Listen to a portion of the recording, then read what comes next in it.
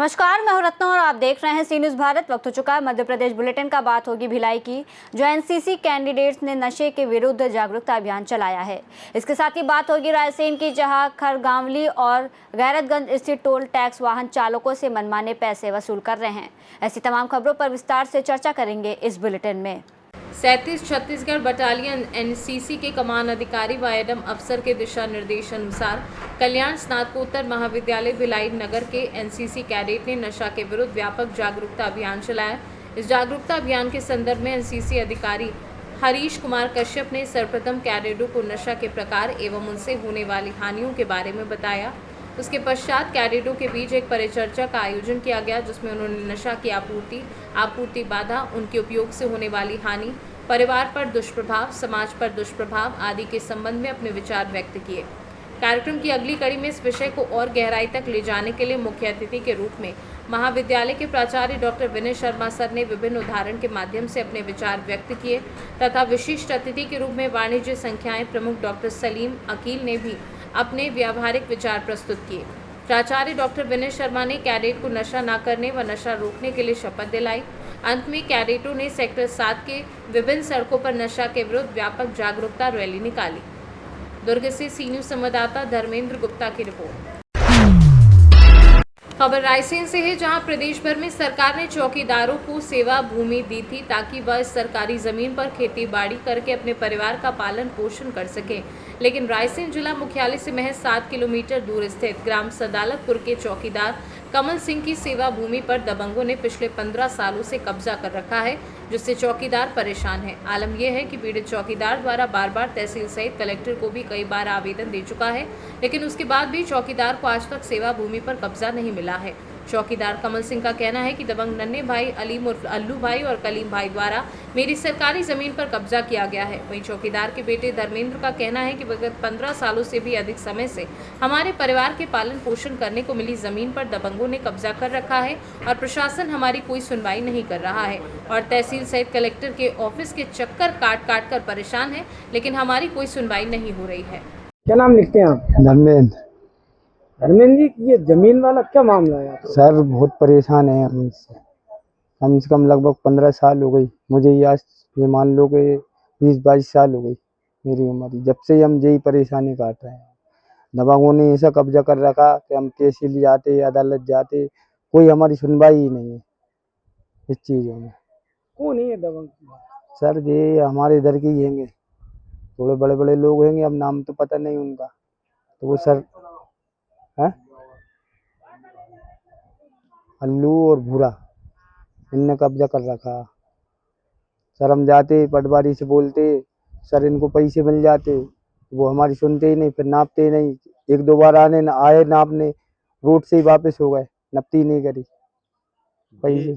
ये आपके पापा को मिली थी? जी। क्या हैं आपके पापा? चौकीदार। सेवा भूमि मिली थी? सेवा भूमि है जी सर।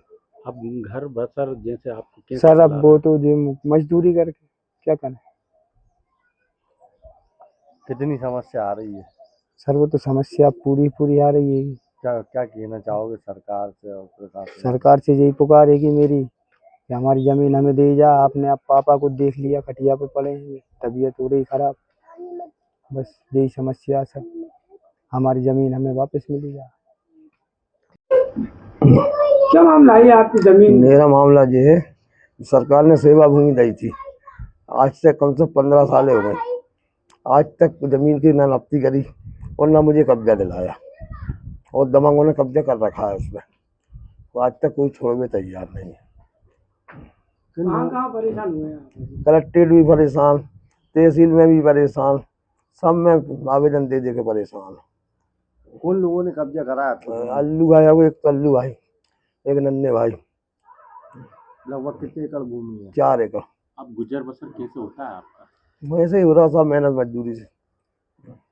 क्या गुहार लगाना चाहते हैं शासन प्रशासन? शासन से यही लगाना चाहता हूँ, साहब मेरी भूमि मुझे दिलवाई जा तो और अच्छा ही है। कितनी साल हो गए आपको परेशान? 15 साल हो। 15 साल। क्या नाम लिखते हैं? कमल सिंह। क्या है जमीन का मामला और आप कब से परेशान हो रही हैं? कितने एकड़ जमीन है? हमारे पास 10 एकड़ जमीन है बहुत सालों से परेशान है, 15 साल से ज़्यादा ही हो गई हमारे नाम में आवे, अभी तक कोई मामला नहीं दर्ज हुआ। हाँ, वरना कब्जा दे रहे जी, बहुत परेशान हो गए हम। हर जगह जाते हैं, सुन लेते कि हाँ करवा देंगे, मगर करते नहीं हैं। हम परेशान हैं, बच्चा भी हमें परेशान है, सभी लोग मेहनत। आपके पति को मिली थी? हाँ शासन से आपके पति को जमीन मिली थी? हाँ, क्या करते हैं? चौकीदारी करते हैं। कितने एकड़ भूमि थी लगभग? लगभग 10 एकड़ है पूरी, तो कब्जा किन लोगों ने करा है? मगर 4 एकड़ पे कब्जा है और 4 एकड़ हमारे पास है। क्या नाम लिखती है? कौन? हमारा शीलाबाई। सर, ग्राम पंचायत सदलतपुर में चौकीदार को मिलने वाली सरकारी ज़मीन पर लगभग 15 साल से गांव के दबंग कब्जा किए हुए हैं। चौकीदार आज घर चलाने को मोहताज है। आपके संज्ञान में मामले को लाया गया है, किस प्रकार की कार्रवाई की जाएगी ताकि चौकीदार को ज़मीन वापस मिल सके और वो अपना घर गृहस्थी चला पाए? ये सदालतपुर का जो आपने विषय बताया, इसको भी मैंने नोट भी कर लिया है और तत्काल इसमें जो संबंधित क्षेत्र के एसडीएम है उनको सूचना दी जाएगी। और इस तरह के अगर कहीं भी कोई सरकारी भूमि पर या चौकीदार की भूमि पर या सेवा भूमि पर अगर कोई अतिक्रमण पाया जाता है तो उसको हमें हटाना चाहिए और हटाने के लिए उसके निर्देश भी हम जारी करेंगे। सर, लगभग 15 साल से चौकीदार न्याय की मांग कर रहा है, क्योंकि अब आपके संज्ञान में अब लाया गया है मामले को, तो इसमें तत्काल जो नियमानुसार कार्रवाई है वो करेंगे हम। और इस तरह के अगर कहीं और भी प्रकरण सामने आते हैं तो उन पर भी हम लोग कार्रवाई करेंगे। रायसेन से सीनू संवाददाता अरशद मसूद की रिपोर्ट। देश के प्रधानमंत्री नरेंद्र मोदी के ड्रीम प्रोजेक्ट कैशलेस इंडिया को रायसेन स्थित खरगावली और गैरतगंज स्थित टोल टैक्स ठेंगा दिखा रहे हैं और वाहन चालकों से मनमर्जी से नकद पैसा ले रहे हैं, जिससे वाहन चालक परेशान हो रहे हैं।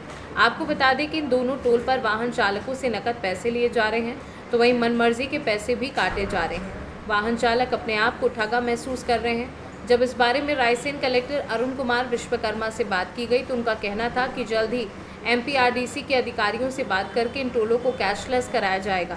अब देखना ये होगा कि क्या वाहन चालक ऐसे ही परेशान होते रहेंगे और मोटी रकम टोल कर्मियों को देते रहेंगे, या ये दोनों टोल भी कैशलेस हो जाएंगे। क्या नाम है आपका? फरहाद।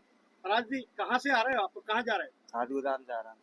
अच्छा फराज जी, अभी आप टोल से निकले, मैं पैसे आपके फास्टैग से कट रहे हैं कि नकद दिए? नहीं, नकद दिए हैं मैंने। क्यों?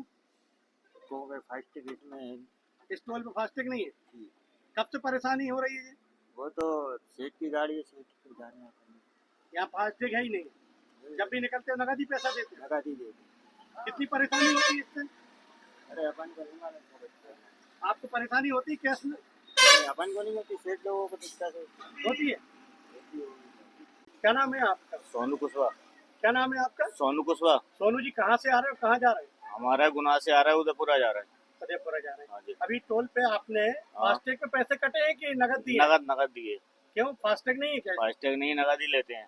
हाँ, इस कब से हो रहा है ये? तो अब चल रहा है, जब से हो रहा है। तो कितने पैसे की दी अभी आपने इसको? बड़ी 500 का नोट दिया था, 445 काट के 55 रुपए वापसी कर दी। 55 रुपए। हाँ, लेकिन 1 साल 1.5 साल हुई जा रही है इस टोल पे। हाँ, लेकिन अभी तक फास्टैग नहीं? नहीं अभी तक फास्टैग नहीं। कितनी परेशानी होती है फास्टैग नहीं होने से? फास्टैग कभी पैसे नहीं होते तो खड़ा रहना पड़ता है, कभी तो पैसे निकाल के लाना पड़ता है, जब नगद पैसे देना पड़ता है। फास्टैग व्यवस्था सही थी? फास्टैग लगाया ना, ये फास्टैग है हमारे पास, तो फास्टैग काटते नहीं है।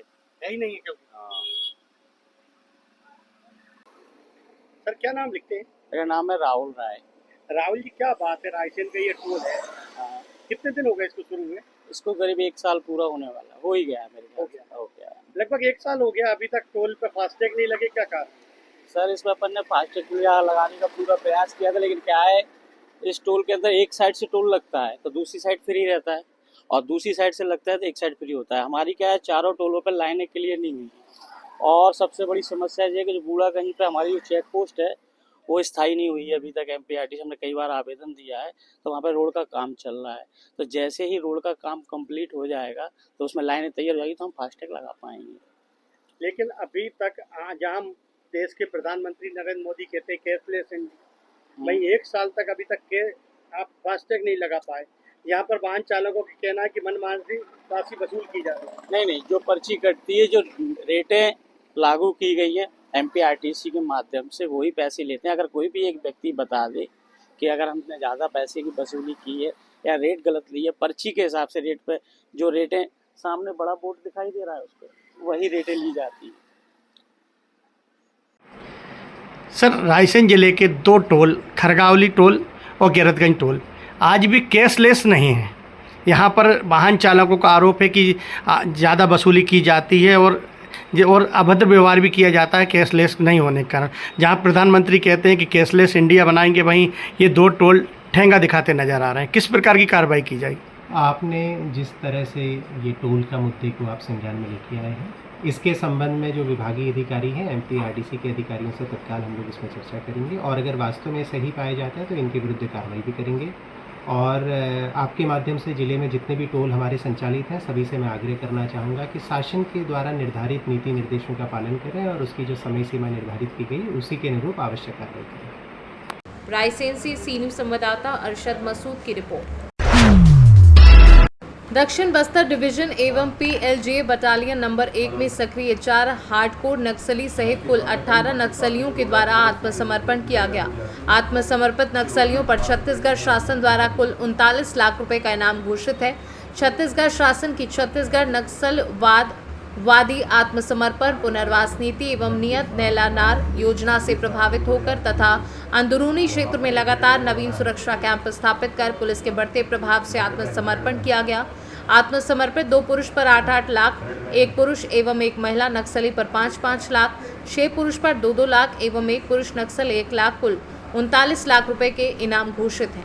नक्सलियों को आत्मसमर्पण हेतु प्रोत्साहित कराने में जिला बल, DRG Sukma range field team, RFT Konta, Sukma Jagdalpur, CRPF 80, 212, 219 वाहिनी एवं 203 कोबरा वाहिनी के आसूचना शाखा कार्मिकों की हो रही विशेष भूमिका।